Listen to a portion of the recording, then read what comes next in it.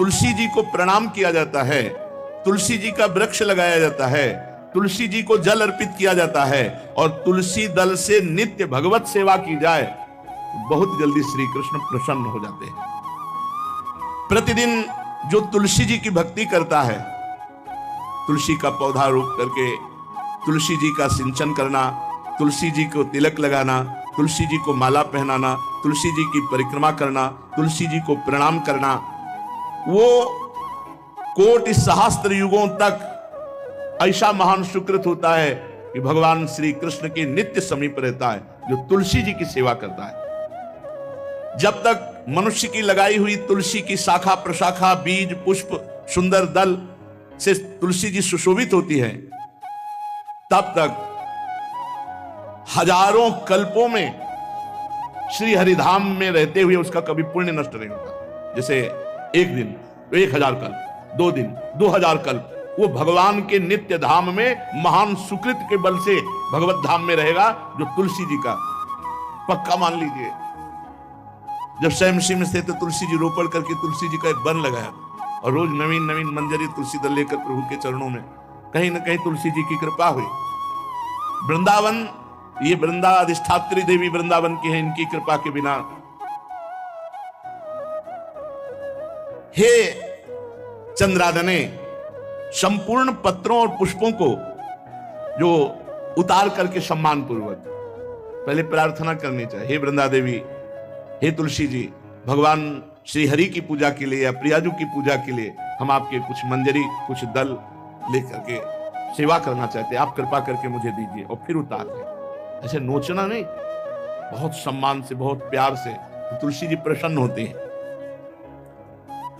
जो मनुष्य तुलसी दल से श्री हरि की पूजा करता है, कोई भी पाप उसका स्पर्श नहीं कर सकता। पूर्व में किया हुआ कोई भी पाप उसको दंड नहीं मिलेगा, जो तुलसी जी की आराधना नित्य करता है। अब इतना जल भी ना चढ़ा दे, तुम्हारा पुण्य हो जाए और तुलसी जी अंतर ध्यान। अनुकूल जल, जैसे मान लो गमले पे हैं तो इतना बड़ा तांबे का रोज उससे अब भर के लोटा चढ़ा दोगे, 2-4 दिन में अंतर ध्यान हो जाएंगे तुलसी जी। बहुत विवेक से जरूरत है, मतलब भारी पुण्य होगा। अब इतना बड़ा लोटा रोज जल चढ़ाओगे तो 2-4 दिन में पीली होके अंतर ध्यान हो जाएंगे। इतना जल, अनुकूल जल चाहिए। एक तांबे का छोटा सा लिया, ऐसे रोज डालो, उसमें कोई फर्क नहीं। और गमला उठाकर धूप में विराजमान करो। सेवा का मतलब क्या है? जो तुलसी जी को जल अर्पित करके तुलसी जी की सेवा करता है, हरि चिंतन करता, कभी कोई पाप उसका स्पर्श नहीं कर सकता। 100 भार सोना, 400 भार चांदी का जो दान करने का फल होता है, वो एक तुलसी दल उतार, जो अपने द्वारा लगाई हुई तुलसी दल, वो हरि के चरणों में अर्पित करो। ये 100 भार सोना और चांदी बराबरी नहीं हो सकती। कितना महत्व है। जो रोज तुलसी दल चयन कर, द्वादशी को ना चयन करे। द्वादशी को मतलब बहुत बड़ा अपराध लगता है तुलसी दल का, इस मतलब तुलसी के वृक्ष का भी स्पर्श न करे। प्रणाम नमस्कार दूर से, एक भी दल नहीं टूटना चाहिए। द्वादशी को ऐसा हमने महापुरुषों से सुना है कि मंजरी और पत्र उतारना ये ठीक नहीं, बिल्कुल नहीं ठीक है। ब्रह्म हत्या का फल लगता है, अगर जो पाप लगता है अगर कोई द्वादशी को तुलसी चयन, बहुत सावधानी से। जिसके घर में तुलसी का बगीचा होता है, कई पौधे होते हैं, उसको कहीं तीर्थ जाने की जरूरत नहीं, उसका घर तीर्थ है जिसके घर में तुलसी के पौधे हैं। और यमराज कभी उस घर में किसी भी मरने वाले को लेने नहीं आएंगे। जिसके घर में तुलसी, लगा लो भैया तुलसी लगा लो घर में, काहे को यमराज को आने दोगे? सबके घर में तुलसी। कितना सुंदर पहले था। घर में आंगन होते थे, आंगन में एक बहुत बड़ा, और फिर उसमें तुलसी जी, और फिर उसमें 2-4 नर्मदेश्वर और शालिग्राम ऐसे, और फिर घर का हर व्यक्ति जल चढ़ाना, प्रणाम करना, नमस्कार करना, कितनी पवित्र पद्धतियां हमारी थी। जब रसोई बने पहली गाय के लिए, फिर कुछ पक्षियों के लिए, फिर कोई संत महात्मा, कोई भिक्षु, ऐसा कितना पवित्र व्यवहार। यहाँ जैसे हमने देखा है, ये रसोई बन रही ना, तो धुआं नहीं खत्म होने पाता, वो ही सब अपवित्र किए हुए हैं। राक्षसी बुद्धि आती चली जा रही। तुलसी जी, ये भागवती को उसमें हमें लगता है बालकनी तो होती है, बढ़िया बालकनी में कैसा उठाने धरने वाला स्टैंड लोहे का रखो कि तुलसी जी को विराजमान कर दो। जिसके घर में तुलसी जी विराजमान होती है उसके घर में यमराज कभी नहीं जाते। जो तुलसी जी का सेवन करता है उसकी सारी कामनाएं तुलसी जी पूर्ण कर देती है। तुलसी जी को लगाना, तुलसी जी का पालन करना, तुलसी जी को सिंचन करना, तुलसी जी का दर्शन करना, तुलसी जी का स्पर्श करना, मनुष्य के द्वारा जो मन, वाणी और शरीर से पाप हो गए सबको तुलसी महारानी क्षमा कर देती है, दग्ध कर देती है। पुष्कर आदि तीर्थ, गंगा आदि परम पावन नदियां, ये सब जो स्नान आदि अवगाहन आदि करने का फल देते हैं, वो केवल तुलसी जी घर में विराजमान है उसको फल मिल जाएगा। कितने बढ़िया। जो तुलसी जी की नवीन मंजरी प्रभु के चरणों में अर्पित करके प्रणाम करता है, वो चाहे कितना भी अपराध किए हो, वो कभी यमपुरी को नहीं देखेगा, कभी यमराज के पास नहीं जाएगा। जो मनुष्य तुलसी काष्ठ का घिसा हुआ चंदन लगाता है, उसके सारे संचित भस्म हो जाते हैं और क्रियमाण जो वर्तमान, वो कभी उसको बांध नहीं सकते। तुलसी जी का काष्ठ का घिसा हुआ चंदन। जिसके घर में तुलसी की छाया होती है वहां पितरों को अपने आप कल्याण प्राप्त हो जाता है। जो श्राद्ध करने से लाभ मिलता है पितरों को, घर में तुलसी लगा के जो तुलसी की छाया बड़ा पितरों को तृप्ति मिलती है। चतुर्भुज ब्रह्मा जी सारंग धनवा श्री हरि के महामहिम स्वरूप की अनुभूति करने के लिए भी कहा है कि तुलसी जी का महान महात्म्य है। अगर तुलसी जी का सेवन करे तो भगवान श्री हरि की महिमा को जान जाएगा। स्त्री हो या पुरुष, पुरुष नपुंसक नारीवा जीव चराचर कोय, सर्व भाव भज कपट तज मोह परम प्रीस। शरीर वर्दी है, हमारी पोशाक है, हम सब एक हैं, आत्मस्वरूप है, कुछ अलग नहीं है। शरीर केवल पांच भौतिक है तो सबका पांच भौतिक है, उसमें चिन्ह है स्त्री पुरुष के, बस। इसके लिए भगवान की आराधना निषेध थोड़ी है। जो स्त्री या पुरुष श्री तुलसी जी के काष्ठ के मन के बना के, जैसे छोटी कंठी या बड़ी माला धारण करता है, श्री कृष्ण उसके बस में हो जाते हैं। यह है तुलसी जी की महिमा। परम सुहाग श्री कृष्ण मिल जाते हैं, और कौन सी भी हमें उपलब्धि चाहिए। हे गोप नंदिनी, तुलसी जी का सेवन करने से श्री कृष्ण वश में हो जाते हैं। जो तुलसी की माला से नाम जप करता है, काउंटर वाली बात तो स्मृति के लिए भाई है, हम निषेध नहीं करते, नहीं बहुतों के भजन बंद हो जाएंगे, पर हम इतनी महिमा जरूर बता देते हैं कि तुलसी माला से जो नाम जप किया जाता है उससे आध्यात्मिक सिद्धि बहुत जल्दी होती है। गुरुदेव भगवान कहते जो अंगुलियों से रगड़ होती मनका से, उसमें आध्यात्मिक ऊर्जा शक्ति तुलसी माला से। प्लास्टिक पर भाई करो, निषेध नहीं कह रहे बंद हो जाएगा, वो भी राधा राधा कहना, वो हमें बंद नहीं करना। हम कह रहे हैं तुम जैसे बने वैसे करो, लेकिन माला का बहुत बड़ा प्रभाव है। तुलसी परम पवित्र भगवान श्री हरि की प्रिया, और उनके काष्ठ को जब हम ऐसे ऐसे नाम के साथ विशेष ऊर्जा शक्ति, आध्यात्मिक शक्ति हम में जागृत होती है। हो सके जिनको ऐसा बन सके तो छोटी एक वो आती है सुमिरनी, उसको रख लो, अपनी जेब में रख लो, उससे करो। और नहीं है तो भैया तुम इसी से करो, नाम जप करो, भाव को भाव न खालसो, नाम जपत मंगल दिस दसो।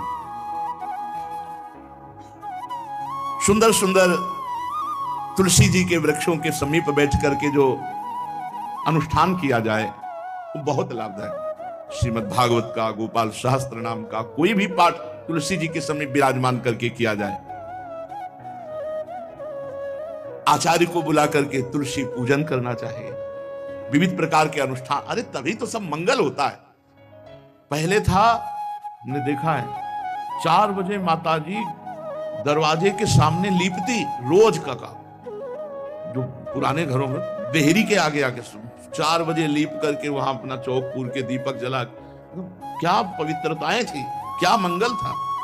जब किसी को निमंत्रण दिया जाता था सबके पैर धोए जाते थे, सुंदर बिछौना बिछा करके और उसमें बैठकर पत्तल और रज के सकोरा कुल्हड़ ऐसे भोजन पाया। कितना पवित्रता, जो हमारी पूर्व पवित्रता थी, धोती कुर्ता चोटी पवित्रता।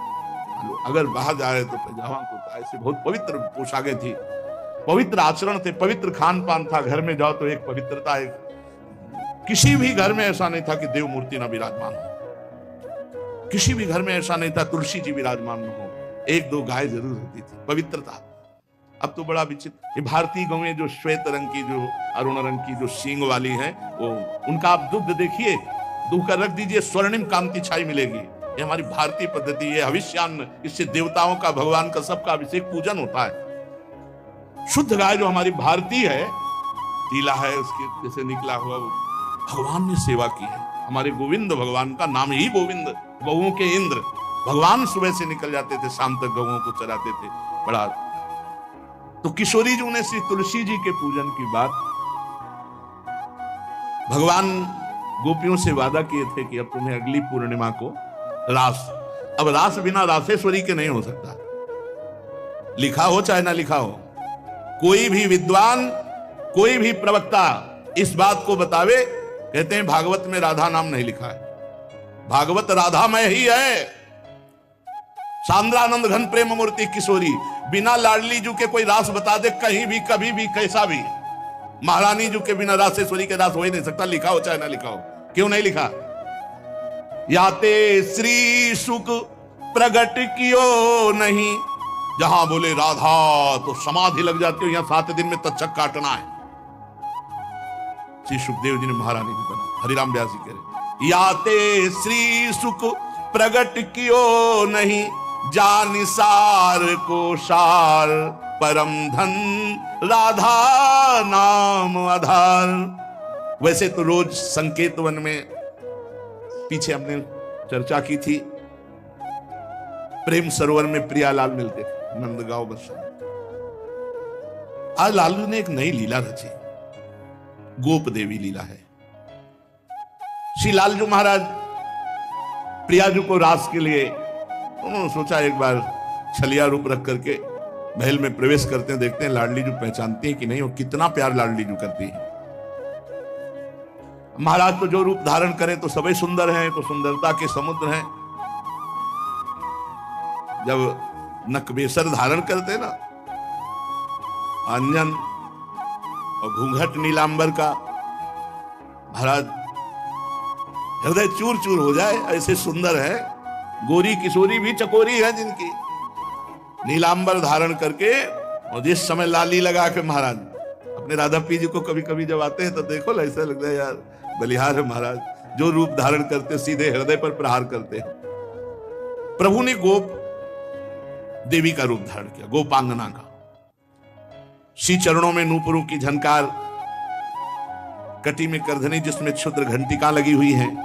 अद्भुतम गोपिका रूपम चलत झंकार नूपुरम, किंकिणी घंटिका शब्द मंगुलीयक भूषितम।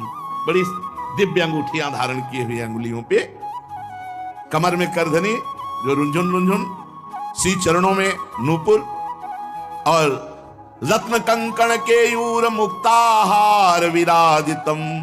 कलाइयों में रत्न जटित कंगन, बीच बीच में चूड़ियां, कंगन ऐसे, बाजूबंद, कंठा, मोतियों के हार और शीश फूल, केशपास, वेणी रचना, नासिका में मोती की बुलाक, बेसर और अलकावली, घुंघराली अलकावली, श्याम वर्ण के केश।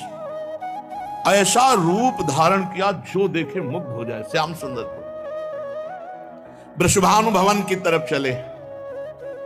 खाई और परकोटों से युक्त वृषभानु भवन 4 दरवाजों से सुशोभित, प्रत्येक द्वार पर काजल के समान वर्ण वाले गजराज झूम रहे। राजभवन की बड़ी मनोहरता है। उस मंडप प्रांगण में वायु के समान वेग वाले घोड़ों से अंगरक्षक महल की रक्षा करने वाले चारों तरफ दौड़ रहे वृषभानु भवन में। और बड़ी ही सुंदर सुंदर गौएं, धर्म धुरंधर बलवान सांड रमा रहे। बहुत से गोपाल बंशी वेद धारण किए हुए उनको संभाल रहे हैं। वृषभानु जी का भवन क्या है, ऐसा लगता है कि विश्वकर्मा ने पूरी कला कौशल लगा दी।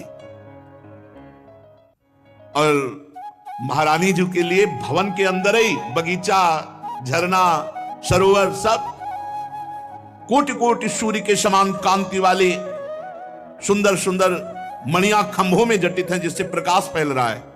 रत्न मंडित आंगन, बहुत से रत्न